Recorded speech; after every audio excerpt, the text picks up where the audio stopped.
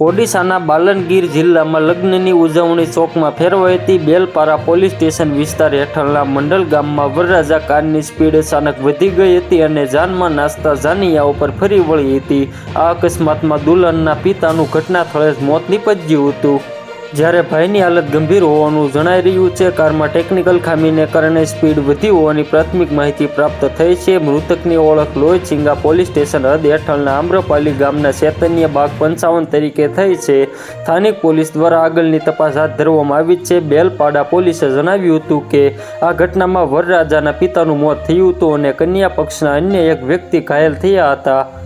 તપાસ પૂર્ણ થયા પછી અકસ્માતનું સાચું કારણ જાણી શકાશે। પ્રત્યક્ષદર્શીઓના જણાવ્યા અનુસાર જાન આગળ વધી રહી હતી અને પિતા સહિતના જાનૈયાઓ મ્યુઝિક પર ડાન્સ કરી રહ્યા હતા। આ દરમિયાન અચાનક જ કારની સ્પીડ વધી અને તેમના પર ફરી વળી હતી।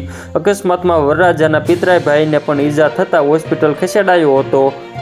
બનાવને પગલે ગામ લોકોએ પોલીસને ઘટનાની જાણ કરી હતી। પિતાને પહેલા બેલપાડા CHC લઈ જવામાં આવ્યા હતા। તેમની હાલત વધુ ખરાબ થતાં તેમને પટણાગઢ સબ ડિવિઝન હોસ્પિટલમાં ખસેડવામાં આવ્યા હતા, પરંતુ સારવાર દરમિયાન તેનું મોત નીપજ્યું હતું અને પટણાગઢ સુવિધામાં પહોંચતા જ તેમને મૃત જાહેર કરાયા હતા।